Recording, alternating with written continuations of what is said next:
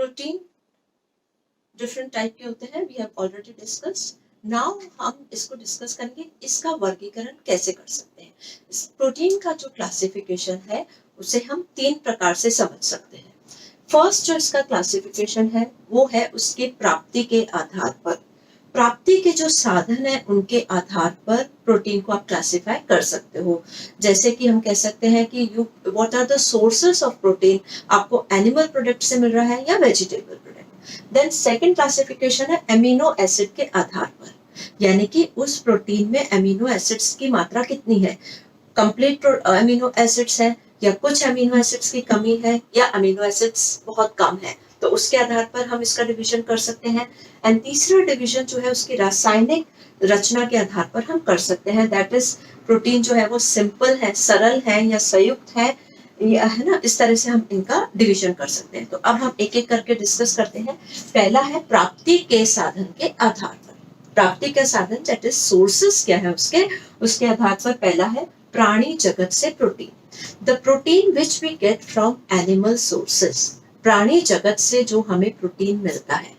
अगर हम इस प्रोटीन की बात करें तो ये उच्च स्तरीय प्रोटीन है। Why? It's of very high level, because इसमें सभी आवश्यक अमीनो एसिड प्रेजेंट होते हैं।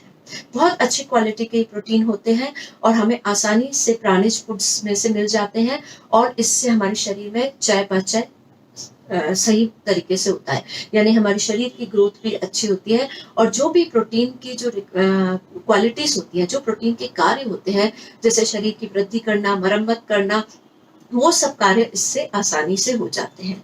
अब अगर हम इसके सोर्सेस से बात करें तो जो नॉन वेज जो होते हैं या प्राइमरी सोर्स होते हैं, मुख्य रूप से अंडा, एग जो होता है वो प्रोटीन का बहुत रिच सोर्स है। इसके अलावा मांस है, मछली है, they all are rich sources of protein. इसके अलावा दूध की अगर हम बात करें तो दूध में भी बहुत प्रोटीन होता है, और दूध के बने हुए प्रोडक्ट्स भी प्रोटीन रिच होते हैं। यदि हम दूध नहीं पसंद करते हैं तो हम दूध को किसी और फॉर्म में ले सकते हैं। बच्चों को भी दूध देना बहुत जरूरी है। अगर बच्चे दूध नहीं पसंद करते तो उनको उसमें बॉर्नवीटा, चॉकलेट या कोई भी तरीके से उनको बना करके दूध दीजिए। और आप खुद भी अगर दूध नहीं पसंद करते हैं तो उसको फ्लेवर्ड करके खाइए, कोई शेक के रूप में लीजिए, नहीं तो उसके प्रोडक्ट्स हैं जैसे दही है, छाछ है, पनीर है, किसी भी तरीके से दूध को हमें रोज अपने आहार में लेना चाहिए। दूसरा जो है वो है वनस्पति जगत। वनस्पतिक यानी कि द सोर्सेस आर वेजिटेबल्स। ये जो प्रोटीन होते हैं ये कंप्लीट नहीं होते, इनमें कुछ अमीनो एसिड्स की कमी होती है।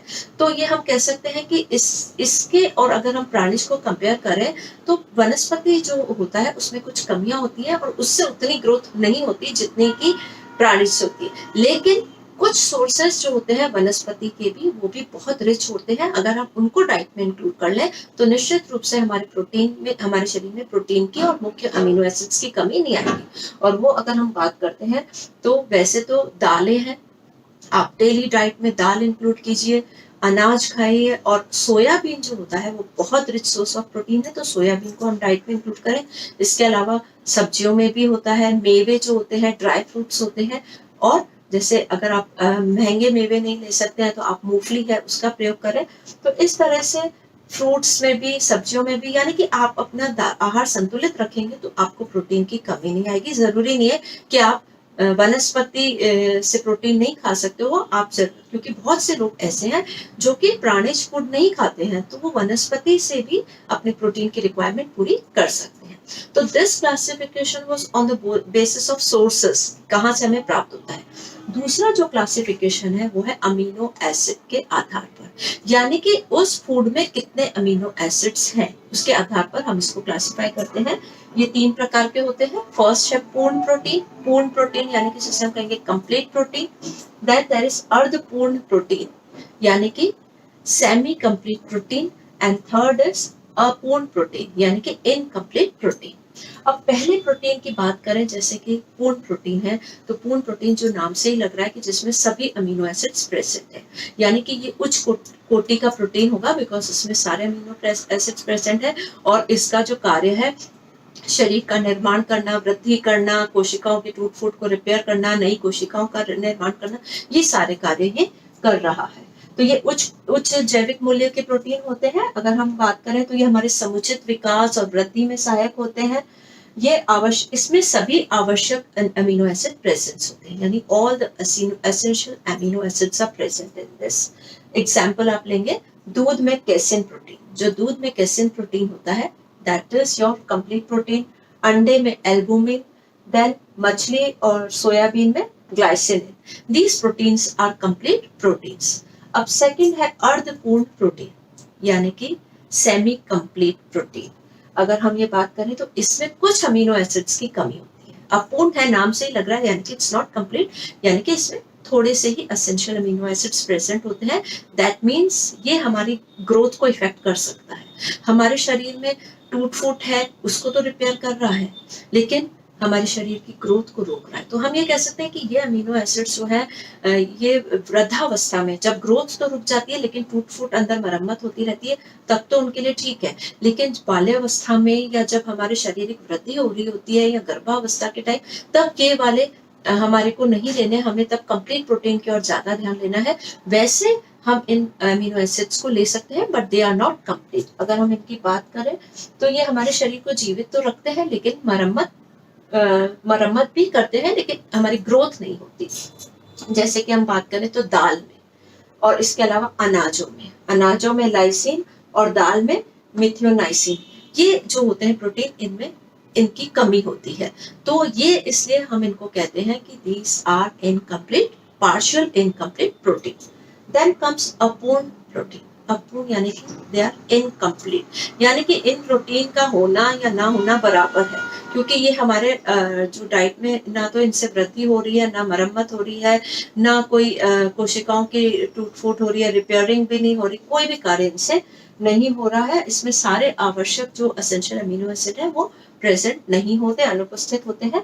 जैसे कि हम बात करें मक्की में और फलों में जेलेटिन प्रोटीन, ये सब प्रोटीन इसमें अनुपस्थित होते हैं। जो इंपॉर्टेंट प्रोटीन है they are not present in this protein. तो ये हो गए according to presence of amino acids. अब तीसरा क्लासिफिकेशन है रासायनिक रचना के आधार पर, यानी उसका केमिकल जो है वो उसका संगठन कैसा है। उसमें हम पहले बात करेंगे सरल प्रोटीन। सरल प्रोटीन यानी कि सिंपल प्रोटीन, ये वो प्रोटीन होते हैं जिसमें कि अमीनो अम्ल आपस में मिलकर इस प्रोटीन को बनाते हैं।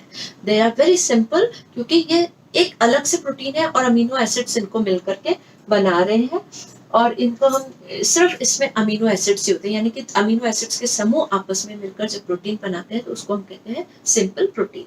जैसे कि दूध का प्रोटीन हो गया, अंडे का प्रोटीन हो गया एल्बुमिन, गेहूं का प्रोटीन हो गया ग्लूटेनिन, मक्के का प्रोटीन हो गया जेल, त्वचा और बालों में केराटिन होता है, उसी तरह से उत्तकों में कोलेजन होता है। तो दीज प्रोटीन्स में जो वो अमीनो एसिड्स सिर्फ होते हैं और कोई भी कंपाउंड इसके साथ नहीं मिलता। सेकेंड में होता है संयुक्त प्रोटीन। अब इस प्रोटीन की हम बात करें, कंजुगेटेड प्रोटीन होता है। इसमें प्रोटीन जो होता है, अमीनो एसिड जो होता है, उसके साथ एक अलग कंपाउंड भी मिला हुआ था। जैसे कि प्रोटीन प्लस हम कह सकते हैं कार्बोहाइड्रेट, प्रोटीन प्लस फैट, इस तरह से मिल करके एक प्रोटीन बनाते हैं। जैसे कि पहला हम एग्जांपल लेते हैं, कोशिका में जो होता है nucleo protein, protein plus nucleic acid. Then कोशिका में होता है lipo protein, protein plus lipids, इसमें प्रोटीन प्लस लिपिड बनकर के लियो प्रोटीन बना रहा है।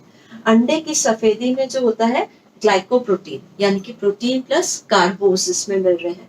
उसी तरह से रक्त में हीमोग्लोबिन, यानी कि प्रोटीन प्लस ग्लोबिन, हीमो मतलब प्रोटीन प्लस आयरन, आयरन और ग्लोबिन मिलकर के हीमोग्लोबिन बना रहे हैं।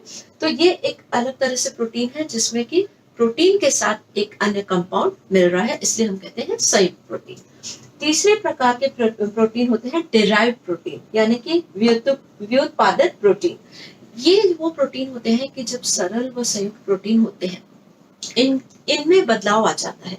कैसे आ जाता है? या तो ताप द्वारा, या उनको हम हीट करते हैं, या एंजाइम्स की जब क्रिया होती है तो वो एक सरल तत्व में बदल जाते हैं, मतलब प्रोटीन का जो रूप है वो बदल जाता है। अगर हम एग्जांपल दें तो प्रोटीन जो होता है वो एंजाइम्स के जो रस होते हैं उनके द्वारा किसमें बदल जाता है, प्रोटियोज में, पेप्टाइड्स, पॉलीपेप्टाइड्स, पेप्टोन्स, इस तरह कन्वर्ट हो जाता है। तो ये ताप द्वारा, एंजाइम्स के रस द्वारा, हार्मोन्स के द्वारा हम कह सकते हैं, इनके द्वारा इनका जो रूप है वो बदल जाता है। हीट के द्वारा आपने देखा होगा जो प्रोटीन है वो पक जाता है। एग का आप एग्जाम्पल ले सकते हैं, मांस का जो ले सकते हैं एग्जाम्पल ले सकते हैं कि ये जो प्रोटीन है ये हीट द्वारा बदल जाते हैं। तो इस तरह से देखा हम इनको वर्गीकरण कर सकते हैं 3 प्रकार से। अब हम मेन प्रोटीन के आते हैं functions. What are the functions of protein? Protein के मेन कार्य क्या है? तो हमने जैसे पहले डिस्कस किया था, प्रोटीन का मेन कार्य है, सबसे पहला कार्य है निर्माण कार्य। प्रोटीन का जो होता है शरीर निर्माण करता है, हमारे शरीर की वृद्धि करता है। अगर हम शरीर में से अपना द्रव्य भाग निकाल दे तो हमारा बाकी जो बचा हुआ भाग है वो आधा भाग प्रोटीन का बना हुआ है, और आधा भाग जो बचा हुआ प्रोटीन का उसमें देखें तो 1/3 तो हमारा मसल्स में है, 1/5 जो है वो बोन्स में है, इसके अलावा 1/10 पार्ट जो है वो हमारा त्वचा में पाया जाता है। यानी कि हम कहें तो हमारे शरीर के हर द्रव्य में प्रोटीन पाया जाता है, सिर्फ मूत्र और बाइल जूस, पित्त को छोड़ के सब जगह प्रोटीन पाया जाता है। और शरीर में हम देखें तो हमारी जो कोशिका है, बेसिक यूनिट है, उसमें जो जीव द्रव्य है, साइटोप्लाज्म है, उसमें कोलाइडल रूप जेली की तरह प्रोटीन आपको दिखाई देगा। यानी कि हमारे शरीर की वृद्धि जो होती है, हमारे शरीर का जो निर्माण होता है वो प्रोटीन से होता है। आपके जो ग्रोथ हो रही है, हाइट बढ़ रही है, सब किससे होती है? प्रोटीन से। अगर प्रोटीन की कमी हो जाए तो शारीरिक वृद्धि रुक जाती है। अगर हम गर्भवती स्त्री को देखें तो गर्भवती स्त्री का जो अंदर शिशु होता है वो क्या करता है? भ्रूण जो होता है वो माता के उससे अमीनो एसिड्स लेता है, उस अमीनो एसिड से उसकी ग्रोथ होती है। यानी कि प्रोटीन बहुत जरूरी है हमारी ग्रोथ के लिए। हमारे शरीर में नई कोशिकाओं के निर्माण के लिए प्रोटीन बहुत बहुत आवश्यक है।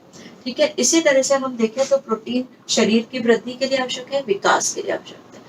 दूसरा इसका कार्य है एंजाइम्स का बनाना। हमारे शरीर में जो एंजाइम्स बनते हैं, डिफरेंट जो हमारे शरीर में ग्रंथियां हैं, हम उनकी बात कर रहे हैं, तो उनमें जो एंजाइम्स बन रहा है, जैसे कि हम कहें अमाशय में पेप्सिन बन रहा है, ट्रिप्सिन, और ये जो एंजाइम्स बनते हैं उनके लिए प्रोटीन बहुत आवश्यक है। इंसुलिन जो बनता है वो प्रोटीन उसका निर्माण करता है। थायराइड ग्लैंड में थायरोक्सिन का निर्माण करता है। इसके अलावा हम देखें एड्रीनल ग्लैंड में एड्रेनालिन, ये सब प्रोटीन बनाता है।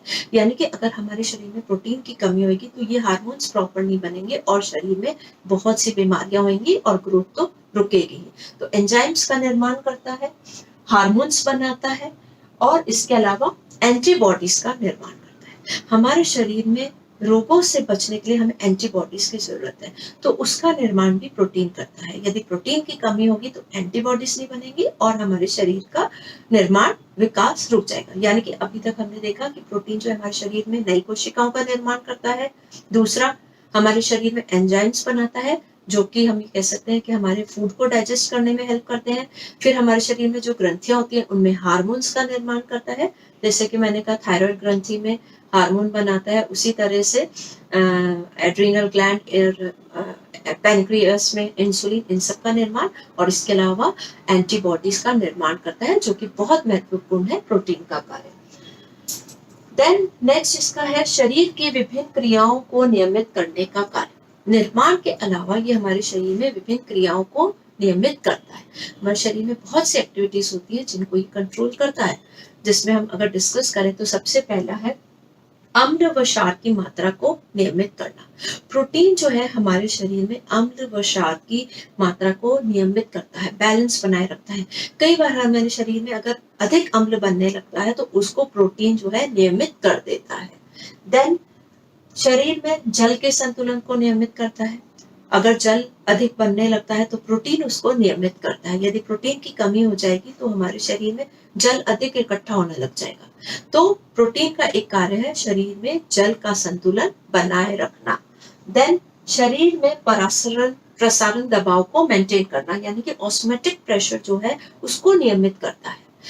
हमारे शरीर में प्रेशर जो होता है वो लो से हाई की तरफ जाता है, तो उस प्रेशर को ये, दबाव को ये मेंटेन करके रखता है। देन मेन फंक्शन हीमोग्लोबिन के रूप में ऑक्सीजन कार्बन डाइऑक्साइड का आदान प्रदान करना।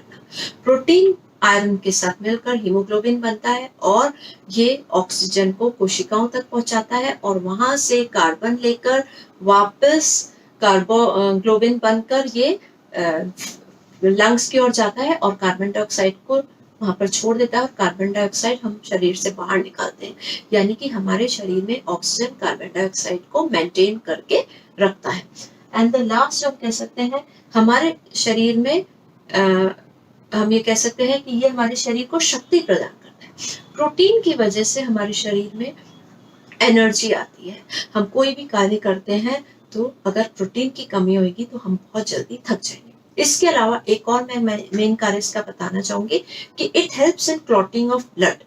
क्लॉटिंग ब्लड रक्त के जमने में आपने पहले भी मैंने आपको बताया है कि फाइब्रिनोजन जो है फाइब्रिन का जाल बनाता है और प्रोटीन जो है वो फाइब्रिनोजन के रूप में होता है और फाइब्रिन का एक जाल बनाकर रक्त को बहने से रोकता है, यानी रक्त का थक्का बन जाता है और शरीर में जब चोट लगती है तो अनावश्यक रक्तस्राव को ये वहीं पर रोक देता है। तो इस तरह आपने देखा कि जो प्रोटीन है वो हमारे लिए कितना कितना महत्वपूर्ण है और इसकी कमी से शरीर की वृद्धि रुक जाती है। हम आगे डिस्कस करेंगे कि इसकी कमी से क्या होता है। इसकी कमी से अगर हम जनरल देखें तो क्या होगा, हमें बहुत कमजोरी आ जाएगी, शारीरिक विकास नहीं होगा और भी बहुत सी बीमारियां हो जाएंगी। आपके हर त्वचा है, आपकी त्वचा बहुत डल सी हो जाएगी, आंखें पीली पड़ जाएंगी, थके थके महसूस करोगे। लेकिन इसके कमी से जो रोग होते हैं उनके बारे में हम डिस्कस करेंगे। दैट इज क्वाशियरकार, मेरास्मस, जो कि प्रोटीन की कमी के बहुत एक कॉमन डिसीज है जो कि बच्चों में पाई जाती है। अगर उनको उचित मात्रा में बचपन में ही प्रोटीन नहीं दिया जाता, प्रोटीन के साथ कार्बोहाइड्रेट की भी कमी हो जाती है, यानी कि एनर्जी की कमी हो जाती है, ऊर्जा की कमी हो जाती है, तो वो प्रोटीन उनके शरीर में विकास जो है वो बिल्कुल रुक जाता है। जो प्रोटीन से जो हमें कैलोरीज मिलती है वो हम कह सकते हैं कि 1 ग्राम प्रोटीन से हमें 4 कैलोरीज मिलती है। अगर हम भारत की बात करें तो हमें maximum calories we get from fat, लेकिन विदेशों में ज्यादातर जो वो कैलोरीज जो होती हैं वो प्रोटीन से लेते हैं, वो प्रोटीन रिच डाइट ज्यादा खाते हैं। तो हम ये कहें कि कुछ बीमारियां जैसे होती हैं जो डायबिटीज है, उनको प्रोटीन रिच डाइट ज्यादा लेनी चाहिए इंस्टेड ऑफ टेकिंग कार्बोहाइड्रेट। तो उनको जो अपनी एनर्जी है उसको प्रोटीन से पूरी करनी चाहिए। और ग्रोइंग एज में भी हम कहते हैं कि प्रोटीन रिच फूड आप खाएंगे तो आपकी जो बॉडी जो है उसकी वृद्धि अच्छी होगी, हाइट अच्छी होगी, ग्रोथ अच्छी होगी, सेल मेंटेनेंस अच्छे होंगे। इवन वृद्धावस्था में हमें प्रोटीन रिच डाइट लेनी चाहिए क्योंकि शरीर के अंदर बहुत अधिक टूट फूट होती है, नई कोशिकाओं का निर्माण तो नहीं होता है लेकिन मरम्मत का कार्य बहुत होता है। तो प्रोटीन से हमें कैलोरीज प्राप्त करना बहुत जरूरी है। Thank you.